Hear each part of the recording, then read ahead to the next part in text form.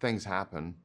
You know, I mean, um, Hi, this is Alyssa Lee with Who Let Us Out. First of all, it's truly incredible to be sitting here with you. I've been watching Dexter since I was 12, and this is crazy. So it spanned over many generations. I did want to ask you, like, how would you say your approach to Dexter has evolved from the original series to now? um, it's essentially the same, but maybe for having played him as long as I've played him, it's more than ever about just getting out of the way and letting it happen. I mean, it's sort of there's an intuitive sense of who he is and how he is and how he behaves that is sometimes best left to something that's not so conscious. But he's also just older, but so am I. So that part isn't hard to play. As a huge fan, how do you feel about the ending of, New Blood and how things start off in Resurrection without spoiling it? Well, I think New Blood ended narratively in a way that made sense. I think it was frustrating for some people to see Dexter go out like that. And I guess life wasn't done with him, and he didn't, in fact, go out like that. But I think, in a way, the way New Blood ended was the way it needed to if the stage was going to be set for this new chapter, because Dexter's been awarded this second chance at life and is able, in a way that I think he hasn't for years, to put down some of the baggage that he's been carrying around and maybe move forward a little more decisively as he reclaims who he really is. And so yeah, it was a gnarly end, but turned out to be a really great beginning. Yeah, we were not done with Dexter. So I want to kind of tap into like Dexter's love life. Historically, it has been very heartbreaking. I feel like somewhat in Resurrection, we may meet somebody that could potentially be his match. Is there anything you can tease about that or any old flames potentially appearing? Well, I don't want to spoil anything, but I think a part of Dexter's recommitment to who he really is and what is and isn't important, and his avoidance of certain risks, makes him pretty averse to that kind of relationship. But things happen, you know. I mean, and characters emerge, but I think he's fundamentally committed to the code and to his son, and isn't exactly looking for love. But you never know. You never know. Final question. What has been the most rewarding part of being Dexter? I think the fact that he's a character who's had this broad and abiding appeal for fans for as long as he has is mind-blowing to me. It's amazing. And I think that's the thing I'm most grateful for. Thank you so much. And I just want to thank you on behalf of the fans and myself for bringing that to us for so many years and continuing to do so. And we hope you still want to for many more. You're welcome. Thank you. Thank you. Have a wonderful day. And thank You you for too. your time. You too. Great to meet you both. I've been watching Dexter since I was 12 years old, so this is super cool. I'm obsessed with the show and I don't ever want it to end. So It James, won't. my first question is for you. What does it feel like to be back, knowing that last time around Deb was kind of Dexter's conscience, and having Harry back means that Dexter is like fully back and he's ready to go. I feel like you've pretty much said it, because Dexter's back. Dexter was running away from himself, trying to keep his whole dark passenger and all of that stuff at bay. And in the original series, that was what Deborah provided him with. She gave him an anchor and a sense of normalcy, whereas Harry, his dad, kind of encouraged him and gave him a set of rules to live by so he didn't get caught. And now, as you said, he's back, and he needs his dad's guidance so he doesn't get caught. And I wanted to get your thoughts on Original Sin and how Harry is portrayed in that one, because I also love that show. And I just wanted to get your take on it, as the original Harry. Well, Christian Slater's a friend of mine, and he's a wonderful actor. The whole world knows him. Am I going to complain about that? His take on it is fantastic. It really, to me, feels like a very 70s kind of thing. And because these characters are so iconic, like Man of La Mancha or Stanley Kowalski or Hamlet, other actors can now play them. And people can say to them, "Oh, I loved your Hamlet. I loved your Harry." It's a tremendous compliment to the success, the relatability, and the iconic nature of the characters of Dexter. So I'm very proud to have Christian Slater play it. He does a great job. I love hearing that, and Dexter's going to go down in history, and so is Harry. Now, listen, Jack, you play Harrison so well. I absolutely love your portrayal. I did want to ask, I wanted to come from you. Both Dexter and Harrison went through this traumatic loss of their mother. Do you think Harrison really does have that darkness in him, and the events that we see in Resurrection, without spoiling it, lead us to believe he does, but do you kind of think maybe he thinks he does because of what his dad has showed him, because of his mother's loss? Or do you think people are inherently born with this? Well, I mean, to the second part of the question, I think, independent of this story, I think both can be true. But in this story, I would say he's really young. And, I think that it exists in his mind as the scariest thing possible. That not only could he, have lived this really, really tough life, set of circumstances, and lost everyone that sort of ever been close to him. There's not a whole lot you can take from a person like that. But to feel like he's losing himself, the idea that he could be a monster, which is certainly how he sees his father at the end of New Blood, which is the last time he sees him. The fear of being a monster, I mean, is one of the most alive things in Harrison. But that doesn't exist in a vacuum. Like, there has to be something in there that he's afraid of.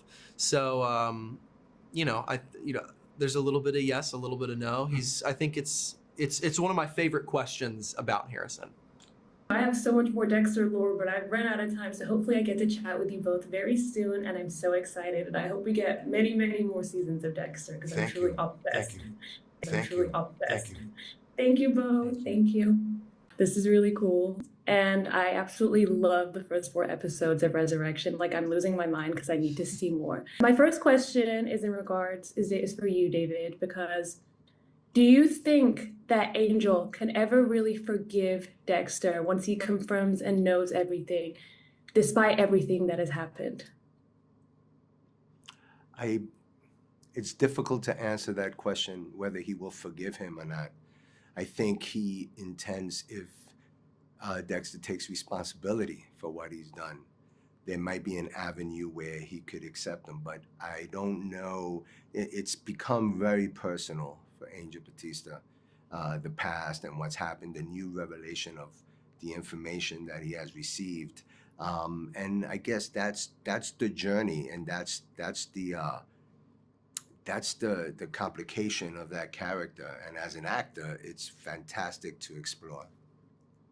And I think Angel is kind of like, tied up his loose ends to kind of give this his all now.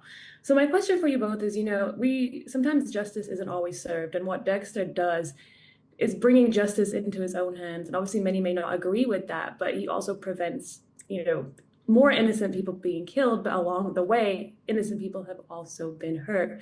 So, like, morally, where do you guys stand on what Dexter does?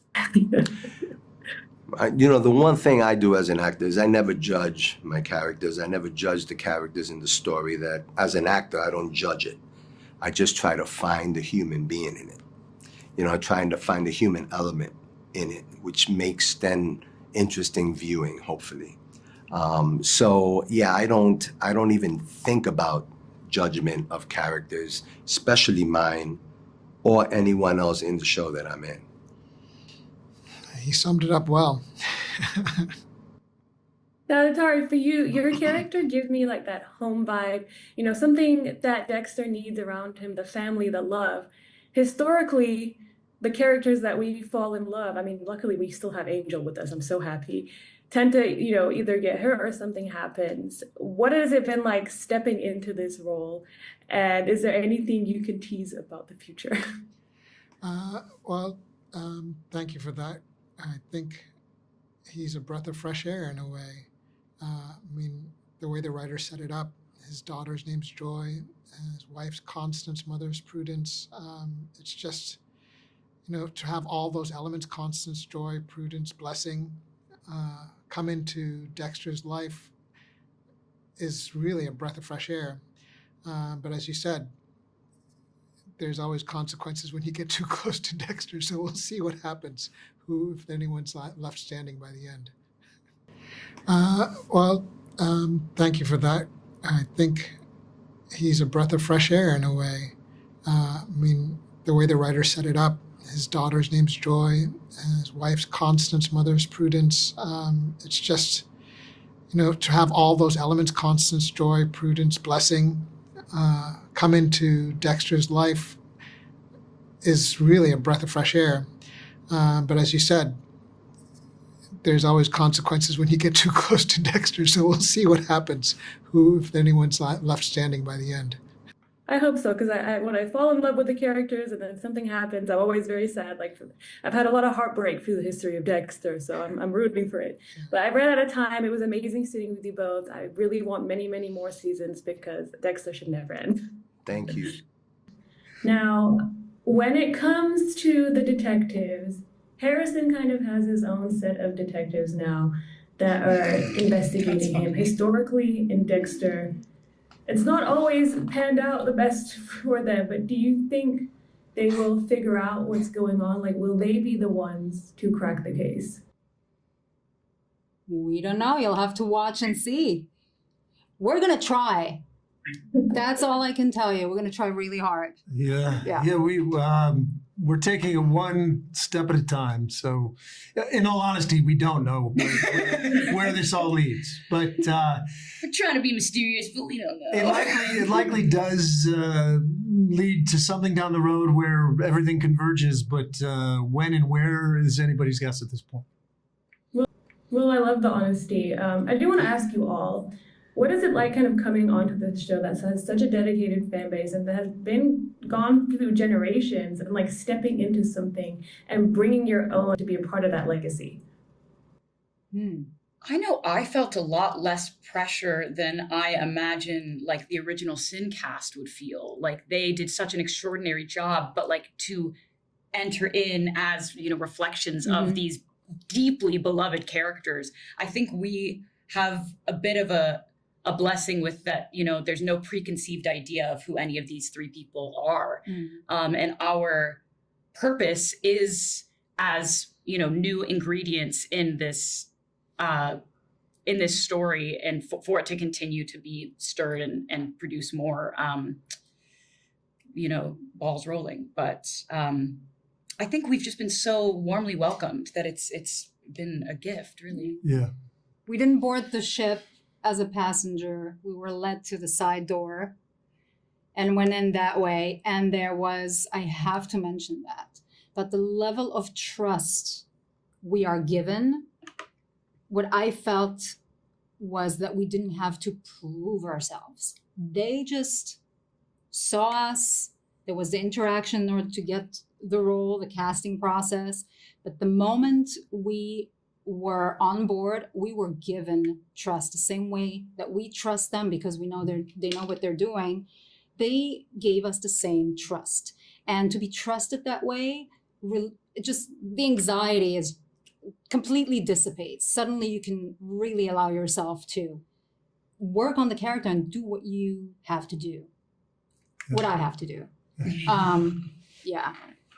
I agree with everything that's been said, I would also add that it's really cool to join a show that already has this incredible fan base. And it feels different to me. I've been doing television a very long time, and to be on a show that I know people are already talking about, even before the first episode airs. I mean, it's really exciting and a thrill. I'm part of a lot of fan groups, and we've been talking about this since the last one. But what I will say as a dedicated fan is your characters feel very like they've been there, and it's seamless, and we love it, and that well, I love it. I'm sure everyone else did, but it doesn't feel like they're new characters. Like, I feel like you guys already belong. So thank you. So I really love that. Thank you. Emilia, for you, Harrison is somewhat going through his father's path, and I feel like your character is what he needs, and the friend, and someone to guide him and help him and be there for him. Do you think if she ever really found out what he had done and who his father was, if she would remain that person? I mean, I think people's decisions come out of a lot of different things, so it would depend on what happens between now and whenever that were to happen. But I think right now, Elsa believes that Harrison is a really, really good guy and believes in his goodness and his inherent goodness that, might be trapped by a lot of other suffocating factors, whether or not she knows what those are. But I think she's very invested in him becoming the person that he has kind of been kept from.